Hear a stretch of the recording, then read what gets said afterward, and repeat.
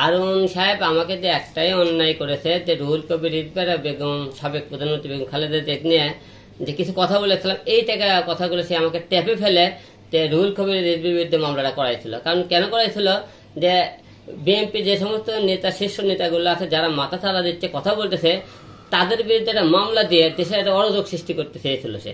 এই কারণে সে মামলা দিয়ে আমাকে মনে করেন জনগণের মধ্যে কালার করতে চেয়েছিল, টেপে ফেলে এই মনে করেন এই মামলাটা করানো হয়েছিল। আমাকে হত্যা করার চেষ্টা করা হয়েছিল এবং মনে করেন আমার পরিবারকে ধ্বংস করার চেষ্টা, সবকিছু মিলে সে টেপে ফেলে আপনার মামলা করেছে। কারণ আমার তো বিএনপি কারোর উপর রাগ নেই, অভিমান নেই, বিএনপি তো আমার কোনো ক্ষতি করেনি, আমি কেন তাদের বিরুদ্ধে মামলা করবো? অবশ্যই আপনারা যারা জ্ঞানীমান লোক আছেন তারা বুঝেলবেন যে এই জিনিসটা আসলে হিরো টেপে ফেলাতে মামলাটা করানো হয়েছে। আওয়ামী লীগ তখন ক্ষমতা ছিল, রানিং ক্ষমতা থাকাকালীন কিন্তু আমি তাদের বিরুদ্ধে কিন্তু অন্যায় অত্যাচার বিরুদ্ধে কথা তুলে ধরছি এবং প্রতিবাদ করেছি।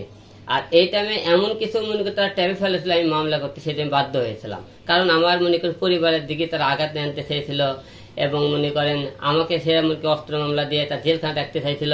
সবকিছু মিলে আমাকে টেপে ফেলে তারা এই কাজটা করাইছে। আর কয়েকদিন আগে যে আমরা এই যে ডাব মার্কা নির্বাচন করলাম, যে দেবগণটা ডাব মার্কা নির্বাচন করলাম কংগ্রেসের, কিন্তু কংগ্রেস থেকে আমি মার্কাটা নেওয়ার দিন কংগ্রেস থেকে নির্বাচন করেছি, তাই বলে দলে তো যোগ দিইনি। আমি এখন পর্যন্ত স্বতন্ত্র আছে, কেউ কোনোদিন বলতে পারলে আজ পর্যন্ত হিরো আলম কোনো দলে যোগ করেছে। আমরা 2-4 ঘাটি এখানে ওখানে কোনো অনুষ্ঠানে গেছি, যেহেতু আমরা স্টার শিল্পী, আমাকে যে কোনো অনুষ্ঠানে অনেকে নিয়ে যায় আইডেন্ট করে, হয়তো নিয়ে যেতে তারা বক্তব্য দিতে হচ্ছে, আমাকে নাম বলে বেড়া, সে আমাদের লোক। কিন্তু কাগজ কলমে কোনো কাছে আমি দলের লোক কিনা আপনি খুঁজে বের করতে পারবেন না। একটা লোক সবাই পছন্দ করবে তা না। যখন রুহুল কবির রিজভীর বিরুদ্ধে বললাম, বিএনপি অনেক আমাকে মনে করেন এই কাজগুলো কাছে বিএনপি লোকেরা আমাকে দেখতে পেরে খারাপ কমেন্ট। এখন দেখেন আবার বিএনপির বিরুদ্ধে ভালো, দেশের জন্য ভালো কাজ করতেছে, আওয়ামী লীগের লোকজন মনে করেন আরাফাতের বিরুদ্ধে করছে, আওয়ামী লীগের লোকজন কিন্তু গালাগালি করতেছে। তো এই দেশের সবচেয়ে রাজনৈতিক দল দুটো কিন্তু আওয়ামী লীগ, বিএনপি। তাহলে আওয়ামী লীগের লোক মনে করেন যারা ধরেন শেখ হাসিনা চলে গেছে, আওয়ামী লীগ 2-4-10টা নেতা ধরা পড়ছে, আওয়ামী লীগের এত বড় দল তারা কি দেশ থেকে চলে গেছে? তারা দেশে আছে।